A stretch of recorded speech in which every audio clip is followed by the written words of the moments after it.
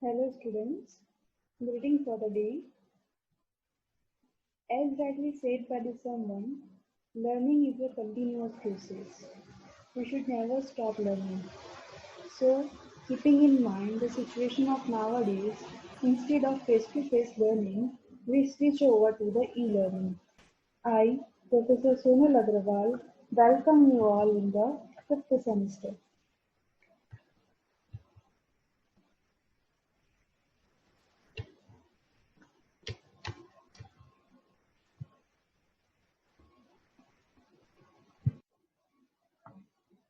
This is the lecture for the subject Indian Banking and Currency System.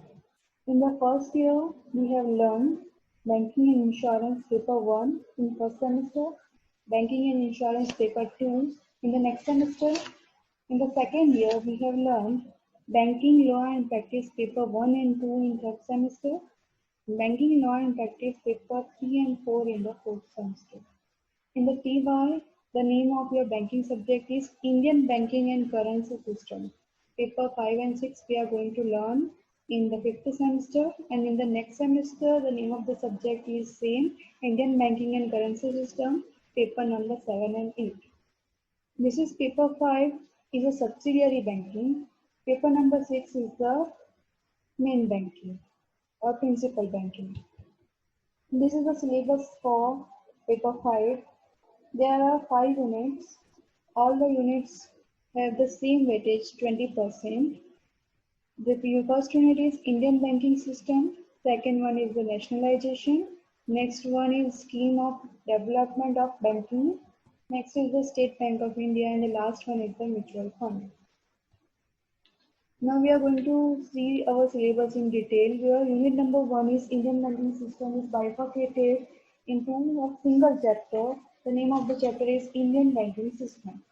In this chapter, we are going to learn about the different constituent parts of the Indian banking system, like all the banking system are bifurcated into the two parts, organized sectors, unorganized sectors, what are the role of the different sectors, what are the contribution of that sector in the development of Indian economy. So all these things we are going to learn in chapter number 1. The second one is the nationalized bank. The nationalization was done in the year of 1955 with the nationalization of Imperial Bank. What was the objective of that nationalization?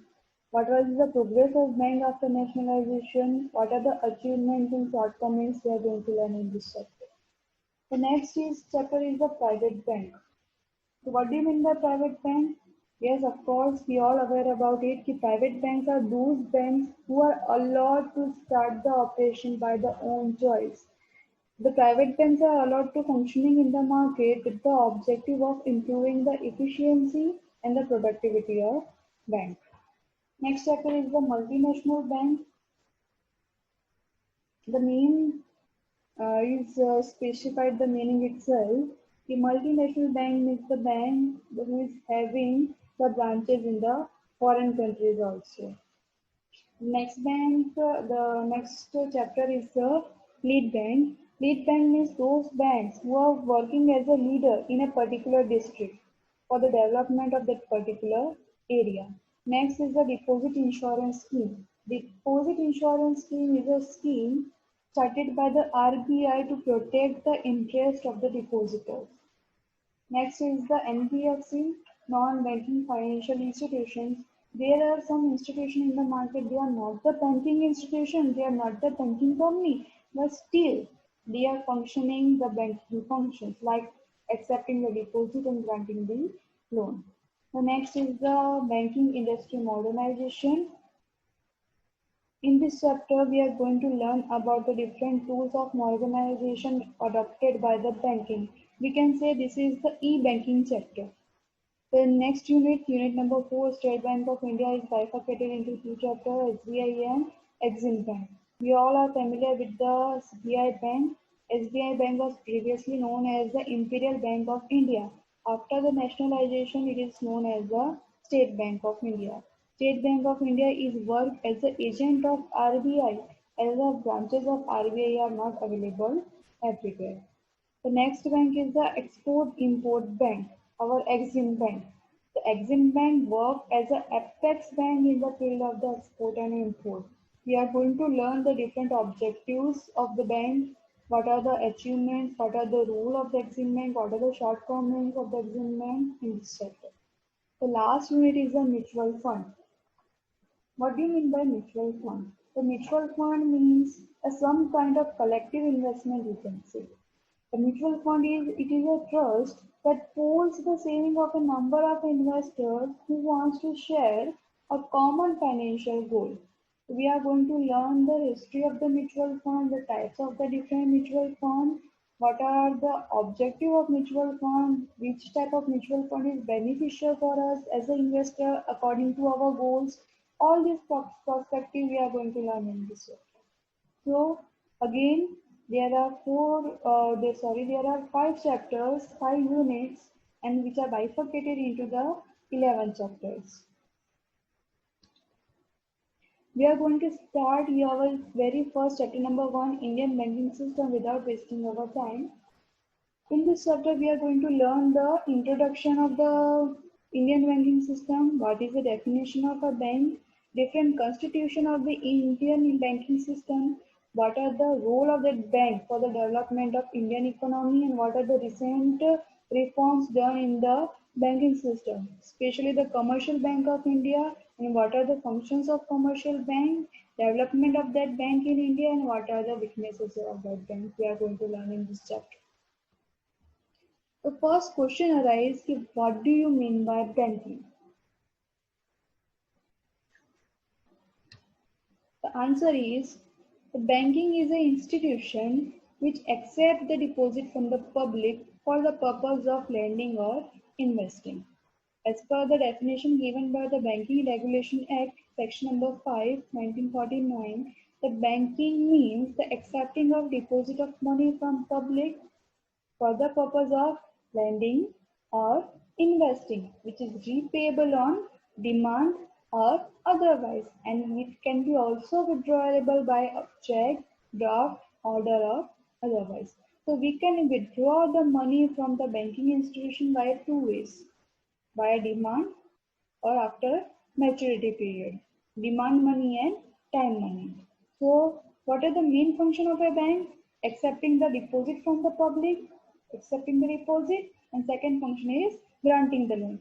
For the purpose, what was the purpose of this activity? The purpose is lending and investment. Okay. Next, we are going to study the constituent of Indian banking system. This question is asked in UNSGU April 2014. Explain the constituent of Indian banking system for 7 marks. The diagram is given for the Indian banking system. All the banking facilities are bifurcated into the two categories. First is the organized sector and second one is the unorganized sector. The organized sector is further bifurcated into the four types. First one is development bank, second cooperative bank, third commercial bank, fourth public sector bank. Now examples of all the banks are given in the chart, even though we are going to discuss it one by one in detail. Start with the topic organized sector of Indian banking system. So what do you mean by organized sector? Organized sector of the Indian banking system are those banks which are lending you the fund even though they are not under the RBI. Examples are the indigenous banker and money lender. They are functioning the same function done by the banks, but they are not the banks. So they are known as the unorganized sector of Indian banking system. They have the main role for the development of banking system. Indigenous bankers are the money lenders, you can say. They collect the deposit from the general public and grant the loan to the needy people out of their own fund also, as well as from the deposits also. These indigenous banks are popular, very popular in the area of village and small town. It performs combined functions of trading and banking activities. What are the difference between the indigenous banker and money lender? Both are looking like same, but there is one main difference between the indigenous banker and money lender is that the indigenous banker is working for an organization or for a company, but the money lender is working for own. The person may be an individual person, but the indigenous banker is working in behalf of an organization. According to the Central Banking Inquiry Committee in 1931, the indigenous banker having the 90 percentage of total credit advanced by the bank. So they play a very major role in the Indian banking system. It is true that since the considerable structural changes have taken place in the character of Indian economic market, Indian money market, still however the account for about 35 percentage of total credit advance. They continue to maintain a unique position in the financial system. They are also known as the Shah, Sheikh, Mahajan, Saukar and Sethi. The next is the organized sector. What do you mean by organized sector? So all the banks, we are aware about the RBI, we are aware about the SBI, Exim Bank, the Kotak Bank. These all banks are organized sector. They are bifurcated into some of the categories. The categories are public sector banks, private sector banks, foreign banks, cooperative banks, RRBs, development banks. So we are going to discuss about this all in detail. They all are known as the organized sector of Indian banking system. So starting with the first topic, public sector bank. What do you mean by public sector bank? A public sector bank is a bank where a majority of the stake is held by the government. Minimum 51 percentage of the share should be in the hand of the government. These shares are compulsory to be listed in the stock exchange. Nowadays in India, there are total 12 public sector banks along with the one state-owned payment bank in India. Four examples are given of the public sector banks. First is the Reserve Bank of India, State Bank of India and Associate Bank, but nowadays all the associate banks are merged with the State Bank of India, Nationalized Bank and RRB, Regional Rural Bank. We are going to discuss these four types in detail, starting with the Reserve Bank of India. We are very much familiar with the Reserve Bank of India. We have learned this topic in FY also. The Reserve Bank of India is the central bank of our country which was established in the year of 1934 and start functioning from the 1st April 1935. RBI was nationalized in the year of 1949. When the RBI started functioning in the market, the initial share capital of the RBI was 5 crore, which was fully paid up. The Government of India is having the authority to appoint the governor and the deputy governor of the RBI.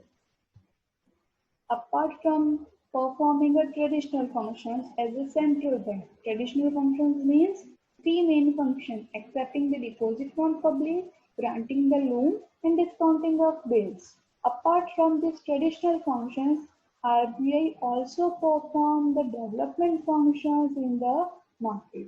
We are going to discuss these traditional functions and development functions in detail in the next semester. The second one is the State Bank of India and its associate bank. As I already said, nowadays all the associate banks of the SBI was merged with the SBI. The SBI is the largest scheduled commercial bank of the country which was set up in the year of June 1955. But before 1955, SBI was there and it is functioning as the Imperial Bank of India. The RBI was not established as a new bank. It was set up as nationalizing of the Imperial Bank of India. The subsidiary of SBI is known as the Associate Bank of the SBI. There are total 7 subsidiaries earlier.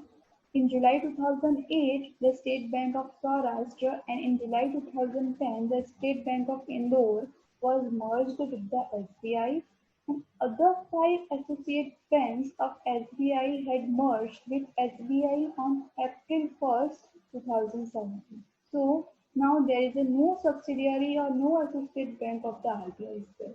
Some of the data are given about the branches of SBI. The data are according to the record of 30 March 2018. The domestic branches of SBI was 22,414 and the overseas branches, means the foreign branches of SBI was 52. The next topic is the nationalized bank.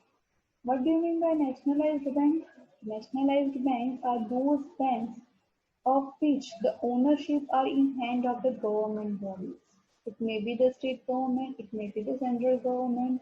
In India, the total number of nationalized banks is 21. Okay, now how it is 21? The detailed bifurcation is given in paragraph. In July 1969, 14 major commercial banks of the country each with an aggregate deposit of rupees 50 crores was nationalized. So 14 bank was nationalized in the year of 1969. The second nationalization was done in the year of April 1980. The six commercial bank with the aggregate deposit of over 200 crores was nationalized. The 14 plus 6, 20. And lastly, the new Bank of India was amalgamated with the Punjab National Bank in August 1993. So now 14 plus 6 plus 1. Total 21 nationalized banks are there in India. The next is the Reserve Rural Bank. RRB was set up in the year of 1975 in the month of October. What are the main objectives of the establishment of RRBs? So these banks provide the productive credit to the weaker section of the rural areas. These banks are performed especially for the development of the rural areas so as to enable them to increase their productivity and income, and so the particular area can make themselves the self-reliance. Data are given in this slide. The number of RRBs was 56 in a network of 18,823 branches in the year of 2014.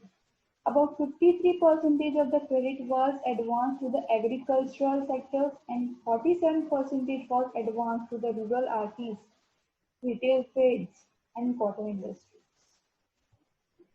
The next topic is the commercial banks. Commercial banks are the private sector banks which are allowed to start the business in the market to increase the competition amongst the banks. So the profitability and the productivity of banking sector in India will be increased. The examples are given: Axis Bank, HDFC Bank, ICICI Bank, and Kotak Mahindra Bank. The data is given at the end of the 1st June 2014. There are 20 Indian private sector banks with the branches of 18,291.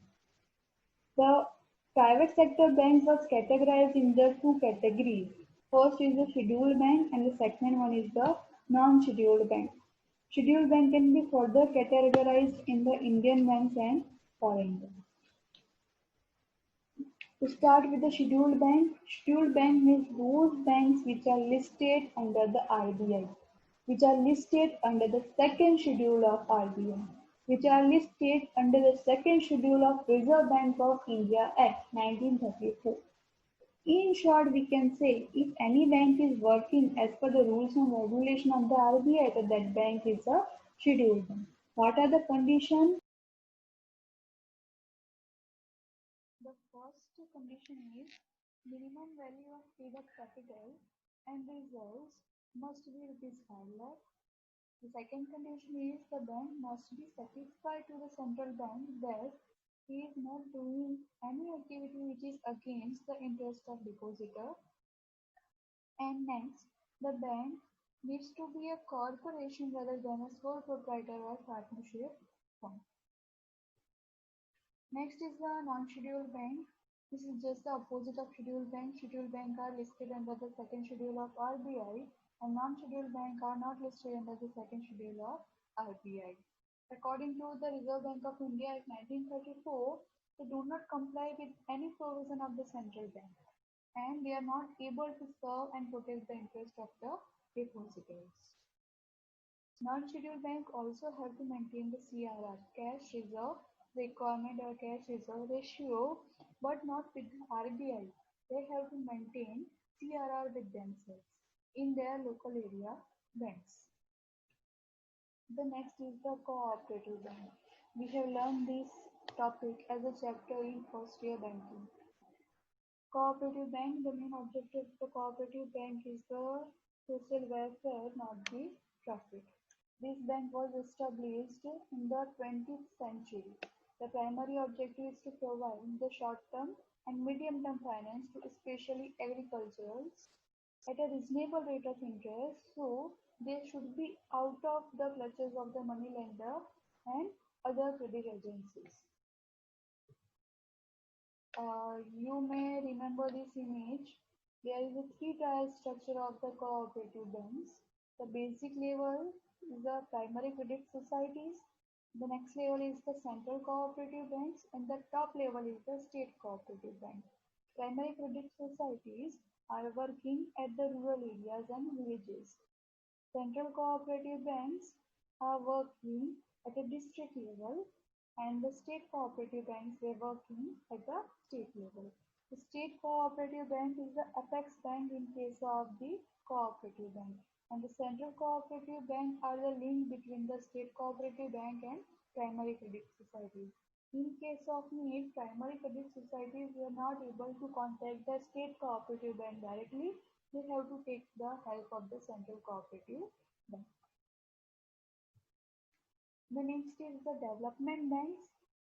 Development banks is an institution device which accelerates the economic development. As the name specified itself, the development bank was stated for the development of particular area. Some of the examples are given. First is the industrial bank. Of course, the name says it. This bank is started for the development of industries. Second is the agricultural development bank.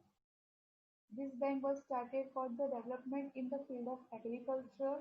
For the first industrial bank, in the IDBI, Industrial Development Bank of India, is the apex bank. For the second Agricultural Development Bank, the NABARD is working as the apex bank. The third is the Export-Import Bank of India, our Exim Bank. This bank is working as an apex institution in the field of the development of the in the area of export and import. And last one is the housing finance. For the housing finance, National Housing Board is working as the apex bank.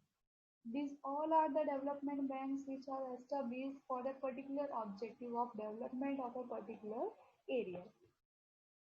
These are the examples given about the industrial bank, agricultural development bank, Exim Bank, and housing finance. Again, I am repeating, for the industrial bank, list of the examples are given, but IDBI is working as a apex bank. For the agricultural, the examples are given, but the NABARD is working as a Exim Bank. For the export-import bank, for Exim Bank is itself a apex bank. And for the housing finance, NHB, National Housing Bank, is working as a apex bank.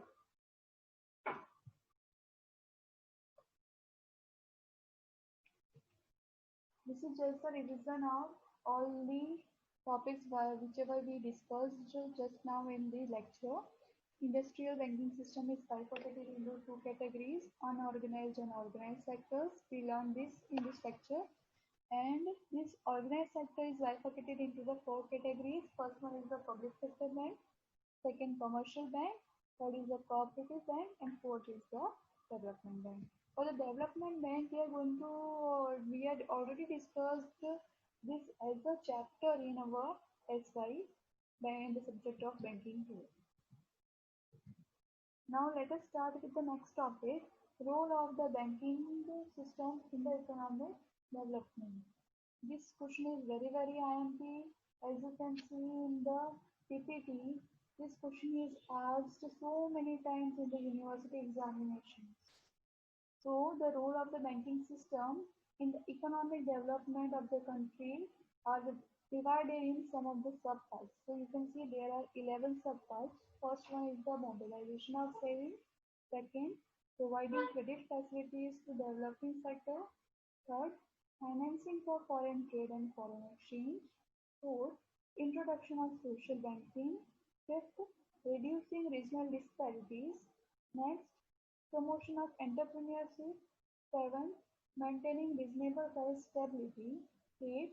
Development of money market and capital market. Next, improvement in consumer services, and next, bank and financial inclusion, and lastly, improve the facility of training and education. Again, I am repeating, please be very focused. This is very ample question according to the examination point of view. Now, we are going to discuss this 11 points in detail. The first topic is the mobilization of savings. The rapid economic development is possible only and only if the investment of a particular country is high. And the investment is again depends on the saving. So the banks play a very effective role in the mobilizing the ideal saving with the community and converting in the active form so the balance is able to contribute in the promotion of economic growth. On the one hand, the bank promotes the banking habit amongst the people, so they are able to make the profit out of it also, and they make an increasing use of banking services also. On the other hand, by increasing in savings leads to a greater availability of funds of investment, which promotes the economic development. How it is possible? When you are able to save, you are going to use the banking facilities as the way we said banker is working as a promoter. So if you are increasing the saving and using the banking facility means you are giving your deposit in the hand of the banker. And again the banker is going to lend that amount to some other person and some other person is going to invest in some other different kinds of activities and ultimately it is going to promote the economic development. The data is given below. The saving rate in the year of the 1969 to 70, according to the percentage of GDP, is 16.5, but it is increased to 30.6 percentage in the year of 2013 and 14. So the bank plays a very vital role in the mobilization of saving by increasing the habit of savings also and increasing the habit of using banking facilities also. The next is the providing credit facilities to the developing sector of economy. Okay, now just to provide the credit facility is not enough for the development. It is compulsory that the credit facility must be adequate as per the requirement and that facility must be availed by the sector in time. The credit facility which is available after a particular time or delayed available is not useful for any economic organization. So the adequate and timely availability of the credit at the reasonable rate is most essential part for the development of any economy. And for this, the banks are playing a very vital role. In detail, the discussion is given. The first point is the agricultural. As we all are aware about this, agricultural has been listed as a priority sector. Now, priority sectors means the weaker section of the in particular nation, which require more focus for the development, which require more credit facility for the development, which require more financial needs for the development. So agriculture is one of them and it is listed as a priority sector. The additional bank office opened during the last 4 decades, about 62% were opened in the rural areas.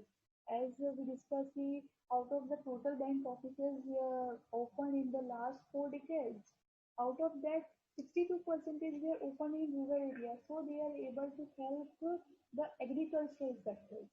The share of the agricultural advance in the bank credit increased from 5.4 percentage in the July 1969 to about 12.5 percentage in the end of the March 2015. So we can see how the share of the agricultural advance is increased nowadays, how the banks are going to perform the duties to provide the advance timely and adequately in the field of agricultural sector and again with at a substantial rate, at a discounted rate, so the agricultural sector can develop.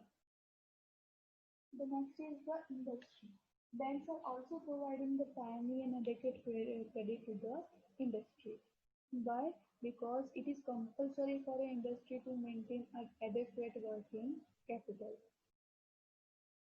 It is the working capital is essential for the full utilization of available capacity. If the working capital is less or more, both the situation are adverse situation for any industry.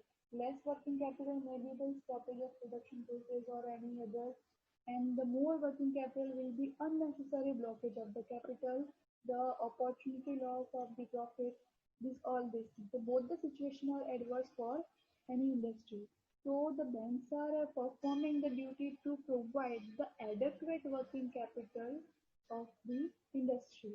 They are also providing the credit for the special requirement of the industry for a particular time, like up to at the time of expansion they require the funds, at the time of modernization they require the funds, at the time of diversification they require the funds. At the time of this special requirement also the banks are going to provide the credit. A number of development banking institutions, the examples are given like Industrial Finance Corporation of India, IFCI. The next is Industrial Development Bank of India, IDBI, have been set up to cater the credit need of the industry. As I already discussed earlier, there are several institutions which are working as a development institution, as a development bank in the field of industry. And IDBI, Industrial Development Bank, is the FX bank. And for the small industries, the SIDBI, SIDBI, Small Industrial Development Bank of India, is working as a FX bank. This bank is going to provide the credit needs of the small scale industries. Besides providing the credit needs, now banks are not providing only the credit needs to the industry for to maintain the working capital at the time of special needs and for the promotion. The banks also provide some other facilities like preparation of project reports, quality control, provide the technical and managerial assistance, means the banker or the bank is also performing the duty of a merchant bank. Here, if any way you require help for the development of your industry, whether you are require fund, whether you require expertise, whether you require help in preparation of reports, any kind of help you require, the bank is going to perform that duty as a merchant bank. The next point is the banks helps financing of foreign trade sectors and foreign exchange services. Now, banks are also provide finance with the objective of import and export. Why? Via providing the finance for import and export, the bankers are able to have to maintain our balance of payment. For example, suppose in case of trade deficit, what is happen? We are going to promote our exports. Why? Because our imports are more than the exports. So there is an adverse balance of payment. And to cure that adverse balance of payment, it is compulsory that we should be increase our export. At that time, banker will focus to provide the credit facilities in the field of export only. In these areas, as we already discussed, Exim Bank, Export-Import Bank, is working as a FX bank. This bank was set up in the year of 1982, and some of the other public banks are also performing this type of duty. The next topic is introduction of social banking. Now, what do you mean by social banking? Social banking is the banking with the not with the objective of profit, but with the objective of development. For the development, they provide the credit. They provide the credit to the priority basis. Now, priority basis means to the priority sectors, to the important sectors of the economy which require more focus for the development, or which sector require more focus. Of course, the vehicle section require more focus for the development, because developed section are already developed and they are able to help themselves. So the focus required on the vehicle section. Only and only then the development of a particular country is possible. So the social banking concept is that we have to focus on the weaker section, we have to focus on the priority sectors. So the economic development with the social justice is possible. Now, the examples of the priority sectors are given in the next paragraph, like agriculture, small scale and cottage industries, export sector, food procurement, credit to transport operators, small and retail traders, small artists, self-employment to educated unemployed and to the urban poor. These all types of the priority sectors are bifurcated into the eight categories. I have mentioned in the bracket OHR SEMA SEEMA. This is the short form to remember the priority sector. How? Just let's see. OHR SEMA means eight priority sectors. From the A means the agricultural, M means the MSME, micro, small and medium enterprise. E means export. Next E means the education. H means housing. F means social infrastructure. R means renewable energy. And O means the other sectors, which are in the list of the weaker sectors. So these eight are the priority sector headings. All the priority sectors are bifurcated into these eight categories. Yeah? And OHR SEMA is a short form to remember these eight priority sectors. The next is the reducing regional disparities. Of course, we are able to see one sector of a particular area is developed so much and the other sector is not developed or underdeveloped. Same way, one state is a developed state for a particular country and the second state is a underdeveloped state. So these types of development is not good for any country. The country require a region to reduce the regional disparities, and for these objectives, banks are performing the duties very well.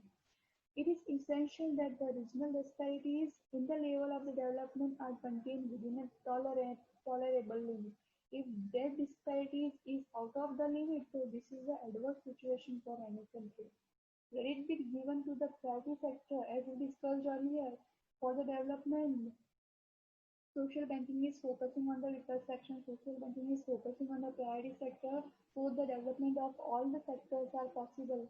Why this is so? Because this is the objective to reduce the regional disparities. If the disparities are very low, so this is the adverse situation for the country. And to plot this situation, banks have played a very major role. This has to be achieved not by providing the credit flow to the developed region but by providing the mobilization of deposit and productive use of credits in the less developed countries or less developed areas. Just to provide the fund is not enough. You have to see that fund must be used for a productive purpose. If the fund is not used for a productive purpose, it is not worth enough and this is just useless in the objective of reducing regional disparities. So as a banker, you have to check the end use of the fund also. The next is the promotion of entrepreneurship. One of the important problems for the underdeveloped development of country like India is lack of the entrepreneurship abilities. Means we are having the fund, we are having everything, but we are not having quality. So we are not able to develop or we are not able to start any business. For that, the bankers are playing a very important role by starting a concept of merchant banking. For that, many banks have started the merchant banking departments, which provide you any type of facility that will help you develop your business. Like examples are given, the selection of a site for a project report. We suppose you are having a project report, you are having a fund, you are having a skill, everything you are having the skilled persons or employees, but you are not able to decide the exact location to start the project. So the merchant bank is going to help you. They will provide you the credit. They will do also the marketing activity in behalf of you for your business.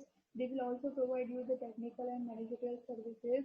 And against, it is not free of cost. You have to pay. But what is the advantages? These facilities are also provided by some of the private sector in the market. But why will you became go for a merchant bank? Why the banks are playing the important role? Because the banks are providing this kind of services at a differential interest rate. Now, what do you mean by differential interest rate? Differential interest rate means using a different rate for a different person or different sector. Here differential interest rates nowadays are 4%. Means if you are in the field of the priority sectors, or if you require this kind of merchant banking facilities, the bank will provide you the fund at the substantial rate at the differential interest rate. The examples are given if you are a small trader, artist, weaver, blacksmith, tailor, cobbler, dry cleaner, and other small businessmen. The banker is going to help you to provide the to develop your business by providing the fund. Okay, this is the end for today. We are going to continue this topic in the next lecture. Have a good day. Thank you. Stay home, stay safe.